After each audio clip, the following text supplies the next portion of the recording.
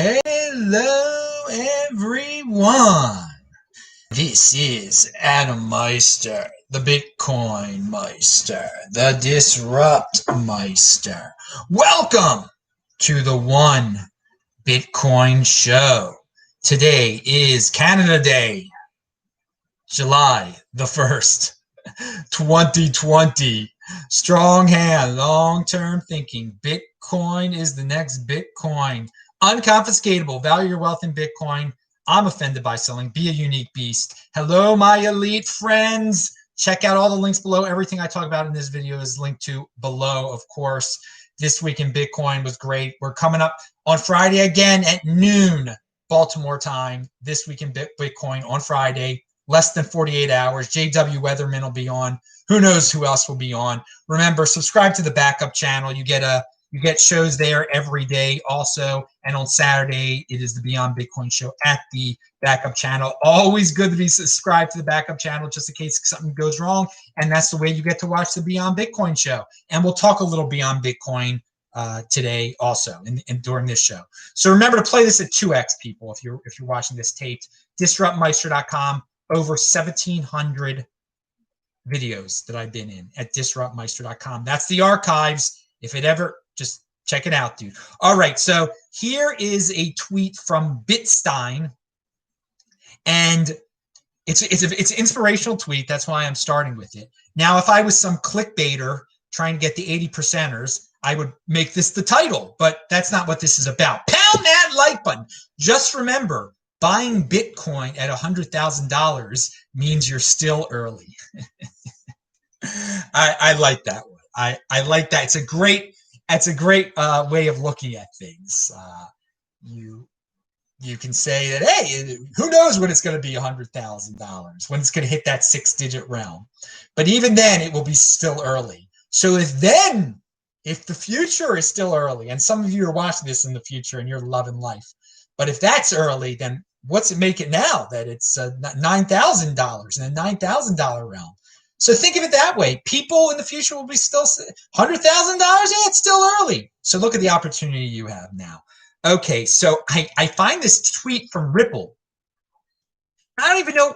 I noticed someone must have retweeted something by Ripple, and I see their symbol has been turned into a Ripple symbol, but it's rainbow colored now. That's very interesting. I thought maybe this has something to do with the in June in many cities in America when things are normal, when people aren't, there are big pride parties, including in Baltimore. And I've actually talked about the opportunity for straight men during the pride parties. So there's to meet ladies, actually, but that was on a past video. Find it in the archive somewhere. Now, and the success that I actually had during that at Red Maple once in Baltimore during the Pride celebration, I met a young lady. So, but going back, so I'm like, well, does this have to do with pride? Does this have to do? It's very interesting that a cryptocurrency it gives opinions about pride. But not everybody supports pride. Not everyone. So I check out this tweet, I check out their thread, and then I scroll down a little bit and I see, sure enough, happy Pride from the Ripple team. We wrapped up our week with a virtual Pride celebration. Ripple is dedicated to continuing to foster a workplace that is inclusive for all, and we love to have you join our team. Well, Ripple, that's great. But that shows the tremendous difference between Ripple and Bitcoin. Okay, there are no opinions like that in Bitcoin. Okay, Bitcoin doesn't issue SJW press releases like that. Okay, there is no company that controls Bitcoin like there is with Ripple. Obviously, they said they're hiring and they'd love to have you join the team. I mean, this tweet speaks volumes about this, just a tremendous difference between the two, and that they can have opinions, they can take sides. There are no sides in Bitcoin. Your worst enemy can be here, and that's great. It helps you. There is no SJW. I mean, you can have SJWs by Bitcoin. but there could be the opposite of you. There could be a defiant people, defiance over compliance people. Keep it up, pound that like button. But I thought that the tweet was very interesting, very telling, and there were some people that were like, how could you? Some people that were like, this is an awesome tweet, and then some people were like, why are you tweeting this out? What is it?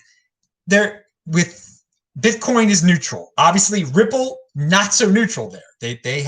They stated their opinion on something that's controversial out there.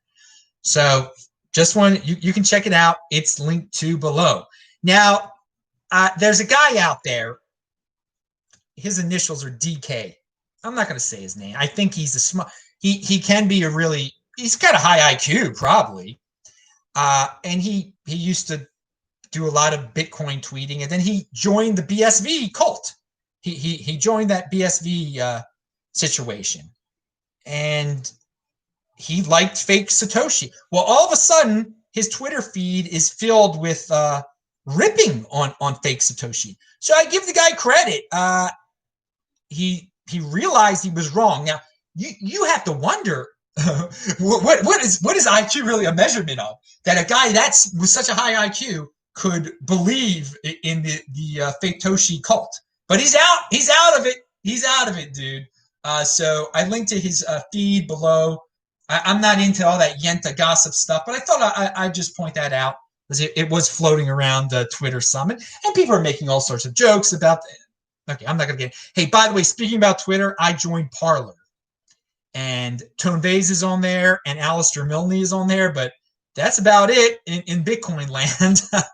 But I'm BitcoinMeister on there. It's linked to below. If you're on Parler, follow me there. A lot of apparently people have been using it more often in the mainstream world, and so hey, why not? Why not join? It was easy to join.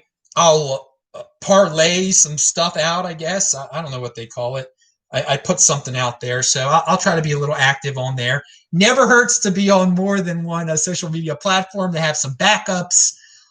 Don't learn it the hard way. Of course, I'm on BitChute also. Everything I'm on is linked to below. Doug209 says, all these companies compulsively virtue signal now. Yes, so Ripple is no different than all the companies out there. The Fortune 500 company, the regular, all these fearful companies. Now, that doesn't exist in Bitcoin. Bitcoin doesn't have to worry about people's feelings. Pound that like button. That's the bottom line. That's how I should have summed it up. Bitcoin doesn't care about your feelings. Ripple does care about your feelings. All right. Any more questions out there? All right, all you unique beasts. I'm still checking out. You can type in BitcoinMeister, or you can do a super chat, and I will answer your questions. So moving on, we talked about JW is going to be on the show on Friday. Who else? Oh, here's a reminder about gold debasement. We talked about the fake gold the other day on the show. Check it out. It's linked to below. The great commenter in the comments section. Always leave your comments, people. SSM59 says, and this guy has experience in life, we have to remember that the current fiat system is a result. It's a good comment. That's why I'm reading it. The current fiat system is the result of the failure of the previous gold standard. Remember that. Reinstatement of a new gold standard will be plagued by the same problems of central vaulting and debasement that all previous gold standards experience. Bitcoin is the only scarce, verifiable, and easily transferable asset in the history of mankind. As such, it defines a new plane of human existence. Oh, dude, that is inspirational there. Very important to remember that, all the golden holders out there, that this is taking it to a new level, and your gold can be debased. We learned about that the other day. They got away with it for a little while, at least. And yeah, you don't have to worry about vaulting it. A Trezor is a much easier vault than Fort Knox or whatever. Okay, and remember, all you people that are into Bitcoin now watching this on July the 1st, 2020, all you Canadians, you are elite. You are elite. And it's a darn shame, it's a darn ridiculous shame that the Toronto Blue Jays, who I do not like at all, because I'm a Baltimore Oriole fan, aren't there at the Sky Dome, and I know you don't call it that anymore, wearing their maple leaf hats, playing a baseball game today, which they should be doing right now. They usually do play a game there today. So, hey, that's just the way of the world. All these compliant cities, compliant people. Defiance, dude. Defiance. Be an independent thinker. Individualism. That's the accomplishment. Collectivism, the default, is the default, unfortunately. That's what people default to. That's what people run to. That's what you've got to teach yourself to be an individual. It is an accomplishment. You should be proud. Be a proud person. I'm proud of this channel. Best freaking guest in the space. You know it. All right. Now, this survey, and you get unique stories here. You don't get the 80% stories. Here is, I love this, coming out of the United Kingdom. Only a few smart people are tweeting about this now. Nick Carter being one of them. Zach Vole being another one. They were the only ones that I saw tweet about this. A great survey out of the United Kingdom by the Financial Conduct Authority. Ooh, sounds like a horrible government institution. I'm sure it is. Cryptoasset Consumer Research 2020. They might be a terrible government institution. It's a good freaking report, though. Look over the entire thing. If you need fancy sets and graphics, they got nice graphs there, too, that sum it all up for you. I linked to it below. Here's some of their findings that I found interesting. We estimate that 3.86% of the general population currently own cryptocurrencies. This amounts to approximately 1.9 million adults within the if the United Kingdom population over 18 is approximately 50 million people. All right, so 3.86% of adults in the United Kingdom own cryptocurrency or have owned it. There we go. Currently own cryptocurrency.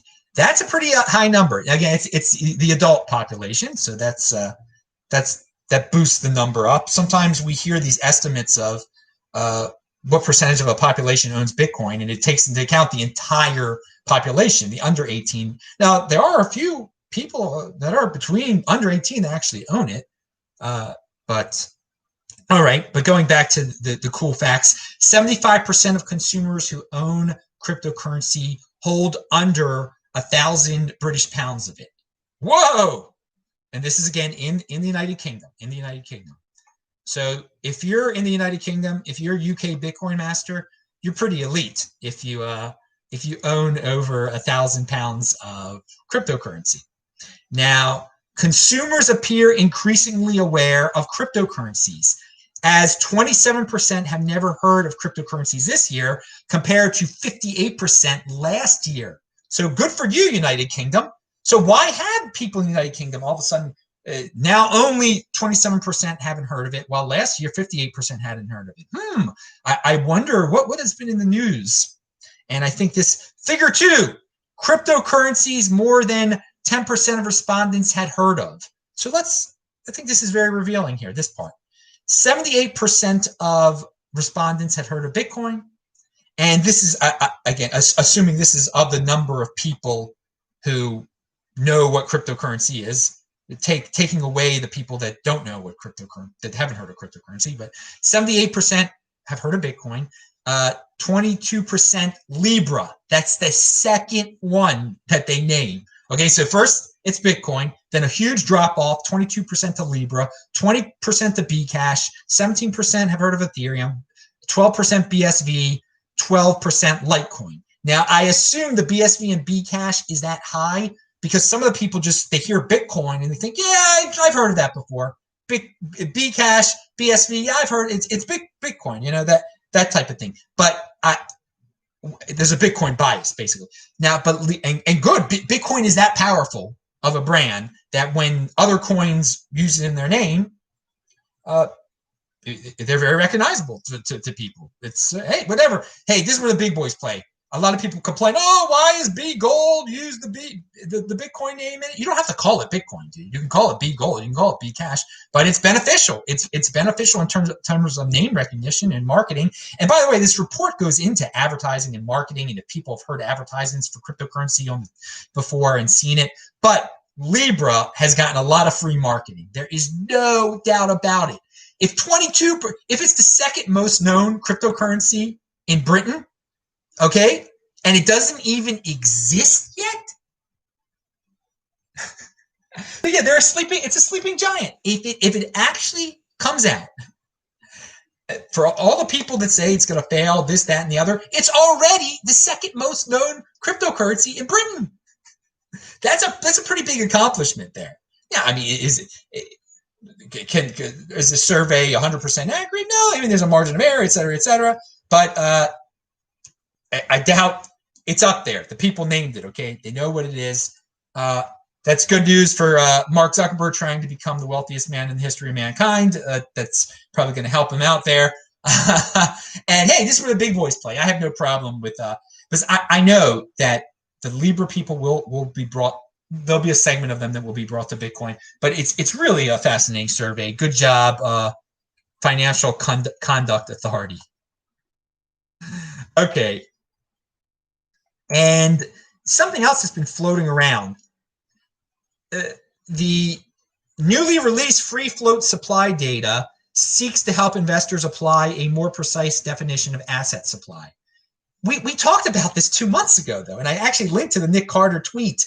I talked about this on this very show, the free, what's it called? The free float supply of Bitcoin, that it's not as much as people think. You know, you think there's 18 million out there, there's only whatever, and then there's a calculation to figure it out, and it shows how these other, you know, that you think there's 18 million B gold out there, but really there aren't that many because people have never claimed it. That's what the free float supply data is all about.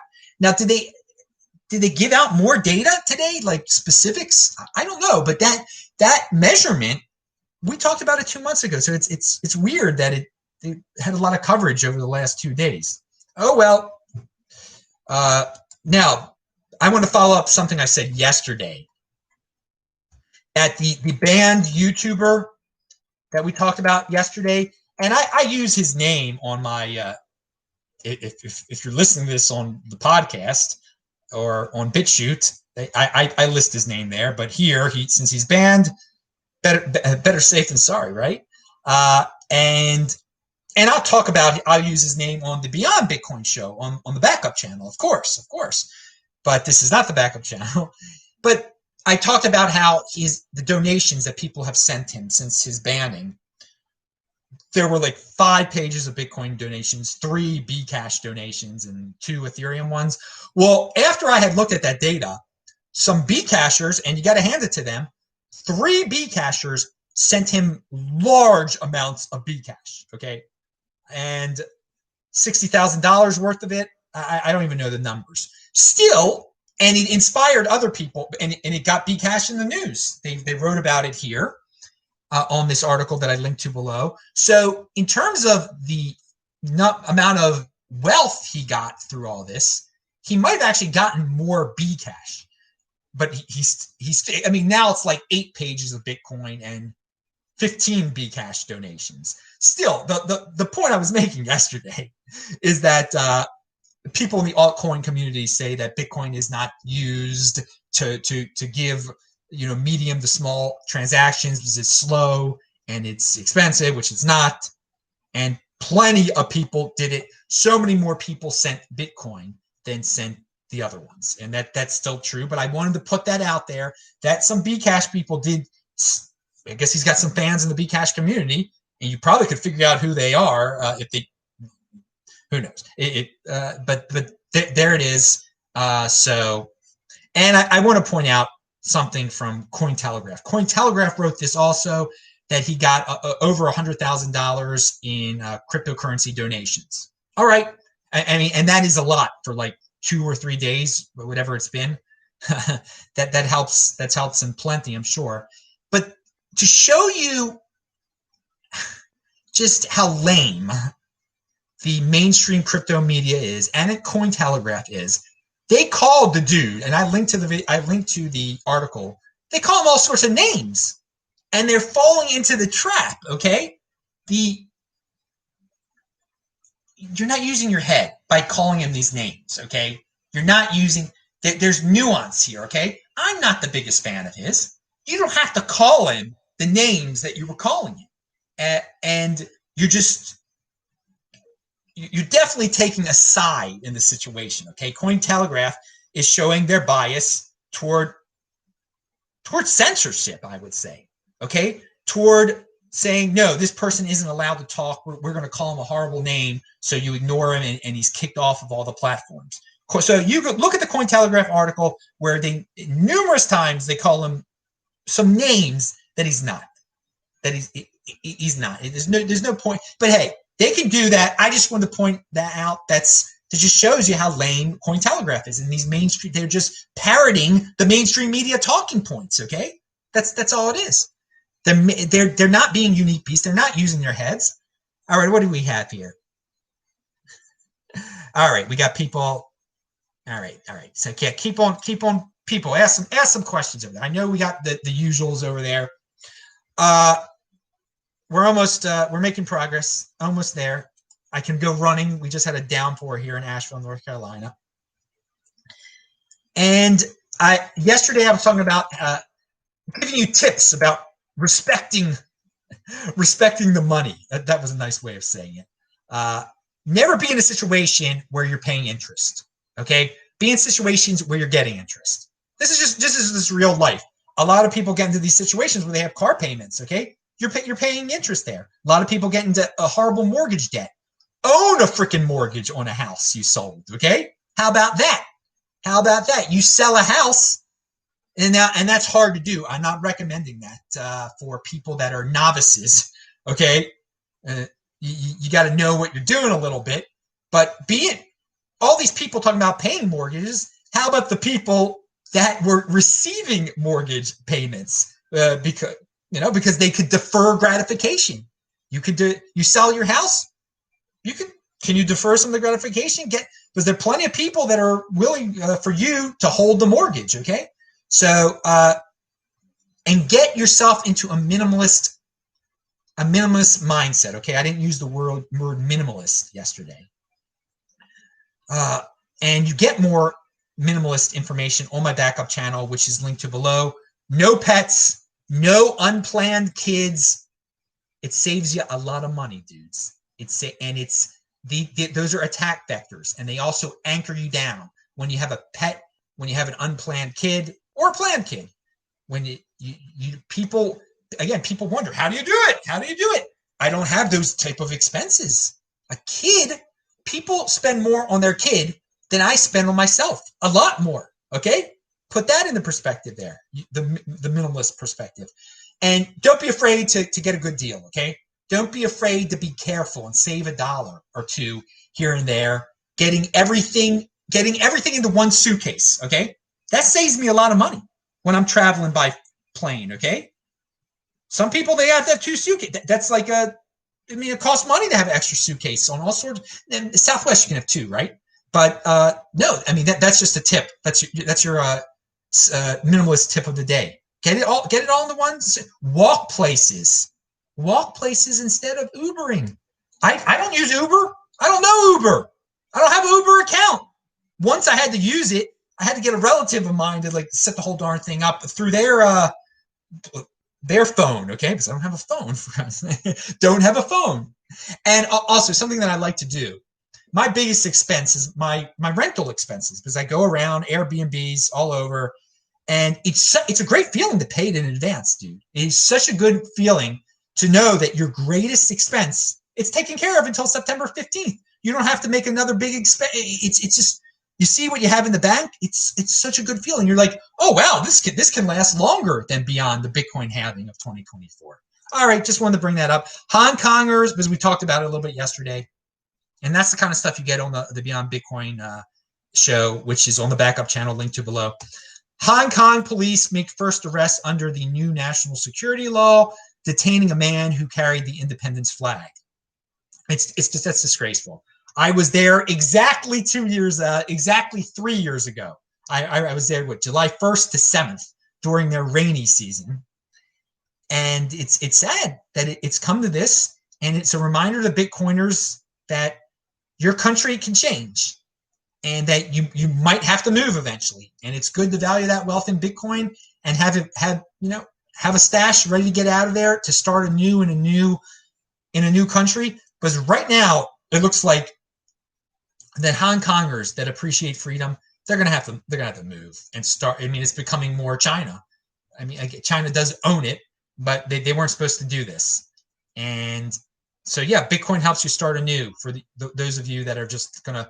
Because who knows the next level of authoritarianism that they could get to, where it'll be hard to get out of there. At least now it's easy to get out of there. You could start anew with your Bitcoin. That's it. But this is a lesson that Bitcoiners all over the world. If it happened in Hong Kong, you better believe it's going to happen in other countries, and it has happened in other countries. And here's some reading recommendations real quick. First edition of this month in Bitcoin Privacy newsletter. I linked to it below. The Words Bitcoin Journal for June 2020 is out. I linked to that below. There's some repeat articles in there that we've already read, but whatever. And this is for big readers. I know a lot of people out there don't have reading comprehension or have the time to actually read anything. They need videos and fancy sets of graphics, but whatever, it's out there.